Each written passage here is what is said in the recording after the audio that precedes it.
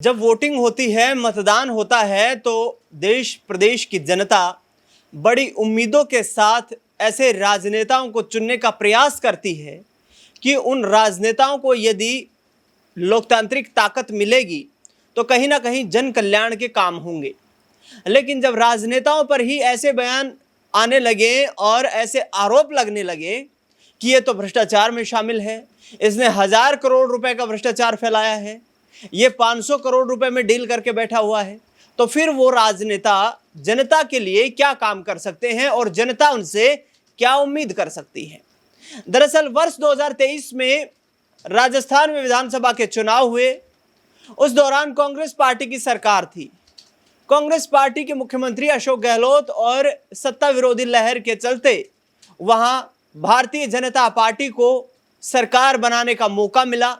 पूर्ण बहुमत की सरकार 2023 में कांग्रेस पार्टी को हराकर बीजेपी ने राजस्थान में बनाई।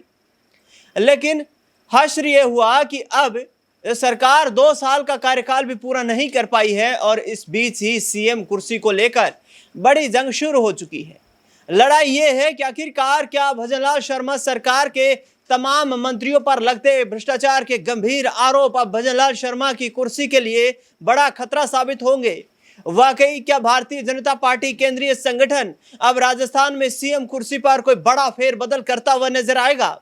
आखिरकार ऐसी क्या मुसीबत आ चुकी है राजस्थान में जो कि मुख्यमंत्री भजनलाल शर्मा अपने आप को बेबस महसूस कर रहे हैं?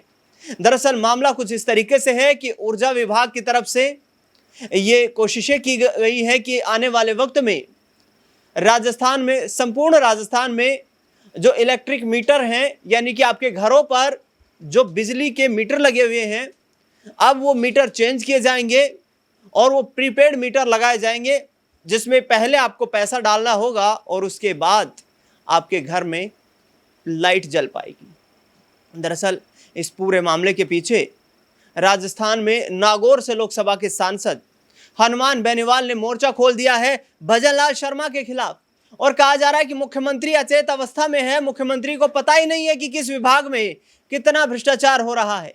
वहीं दूसरी तरफ वसुंधरा राजे सिंधिया जो कि राजनीति की माहिर मानी जाती हैं, राजस्थान में एक बार फिर से अपनी मजबूत पकड़ बनाने के लिए सक्रिय हो चुकी है।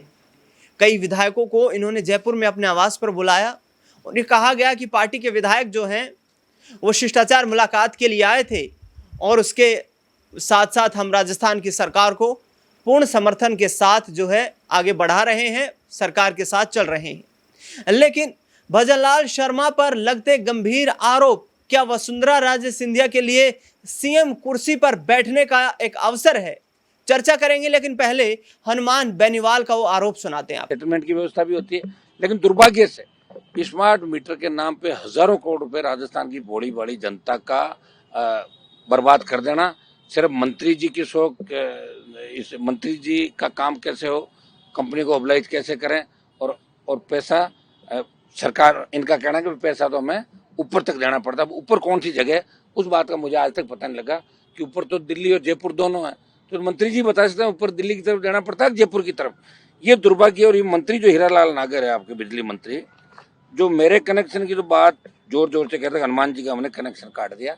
मैंने तो 2 लाख रुपए सेटलमेंट के 27 मार्च को जमा कराए थे और सेटलमेंट हमारा अधिकार है हर उपभोक्ता का। अगर बिजली का बिल ज्यादा आता है तो सेटलमेंट में जाता है और मार्च के अंदर सरकार पॉलिसी लेके आती है कि 31 मार्च तक जो ये टाइम देती है, उसमें ब्याज पेनल्टी माफ करके एक मुश्त एमनेस्टी योजना, एक मुश्त राशि के रूप में कई बार इन्होंने छूट भी दी, हर बार छूट देते हैं। मेरे से 2 लाख रुपए भी ले लिए और कनेक्शन भी काट दिया। और मंत्री जी खुद अपना स्मार्ट मीटर लगाकर फोटो छपवा रहे थे। मंत्री जी के खुद के पास 3 बंगले अभी मंत्री जी के पास है खुद के। एक बंगला जो B2 के अंदर हो गए 401 402 विधायक नगर जो नए एमएलए फ्लैट बने उनमें B2 में 401 402 और अस्पताल मार्ग पर जो मंत्री जी ने आलीशान कोठी बनाई है उसका पीडब्ल्यू ने जो पैसा दिया है वो तो शायद 35 या 40 लाख के लगभग होगा उस कोठी को ठीक करने का।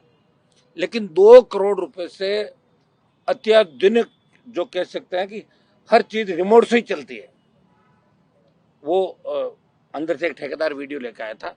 तो मैंने कहा भाई 2 करोड़ रुपए किसने दिए? बोले बाकी पैसा तो हम लोगों ने मिलकर करवाया, सारे लोगों ने। और मंत्री जी खुद मेरा कनेक्शन कटवा रहे हैं। लेकिन ये आज का बिल मैंने मंत्री जी का मंगाया 4 नंबर का, देखिए 2,17,428। ये ऊर्जा मंत्री हीरालाल नागर के अस्पताल रोड के 4 नंबर बंगले का बिल है, जिसमें वो शिफ्ट हो गए। 2,17,400। अभी स्मार्ट मीटर लग गया, कोई जरूरी बिल जमा कराएंगे, अब से चालू कर देंगे। ये कहाँ जाएगा, कौन पैसे जमा कराएगा? और इन्होंने, मंत्री जी ने ये लिखा था कि भाई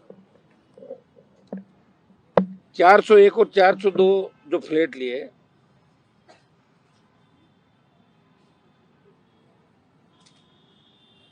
ये मैंने आपको बता दिया। मंत्री जी ने भेजा इसको, ये बंगले का बिल सरकारी खजाने से भरने के लिए भेजा। तो वहां ट्रेजरी ने क्या कहा? ट्रेजरी ने ऑब्जेक्शन किया कि एक व्यक्ति का एक ही बिल सरकार भरती है। आप देखो, खुद ऊर्जा मंत्री अखंड भ्रष्टाचार में डूबा हुआ। ये तो तीनों बिल सरकार से भराना चाहता है। अभी 2 बंगले उनके बिल भी बाकी है, भरा कि नहीं भरा। लेकिन इसका मैंने जो बताया ऊर्जा मंत्री का, ये आज का बकाया बिल है। और ये 11,000 करोड़ का जो जीनस कंपनी का, इसमें कम से कम बड़ा परसेंटेज मिनिस्टर का एक इनका सिस्टम होता है। हम तो कभी सिस्टम में रहे नहीं, और शायद कभी सिस्टम में रहेंगे तो भ्रष्टाचार जड़ से खत्म हो जाएगा। लेकिन सिस्टम ये देखा कि अपने आप ही इंजीनियरों से लेके, चीफ से लेके, एमडी से लेके, सीएमडी से लेके, मंत्री से लेके, मुख्यमंत्री दिल्ली तक ये जाता है। दिल्ली की योजना दिल्ली तक, यहाँ की होती है यहाँ तक। तो इसमें 2 से 5% कमीशन बता रहे हैं। अगर 2% मंत्री के पास जाता है 11,000 करोड़ का, तो 2% कितना हुआ भाई बताओ? 220 करोड़ रुपए तो 2% से जा रहा है ईमानदारी का उनके पास। तो 5% अगर लिया, जब चला गया 1,000 करोड़। 7 पुश्तैनाल हो गई इसकी। पहले क्रेशर से काम चला रहा था, अब पूरा बिजली महकमा मिल गया राजस्थान के अंदर। उसको आराम से लूटो खाओ। एक बिजली विभाग के अंदर एक चीज और होती है, कोई किसी तरह का रिकॉर्ड इनके पास नहीं रहता। जैसे थाने में रोजनामचा होता है, उसको अब तो ऑनलाइन का, पहले रोजनामचे पुराने थानेदार फाड़ देते थे और नहीं लिख देते जब कोई दिक्कत होती। थाने की रोज की गतिविधि रोजनामचे में लिखी जाती है। ये नया ट्रांसफार्मर किसको देते हैं, पुराना कहां से लाते हैं, चोरी करवाते हैं, उनको ही लाते हैं।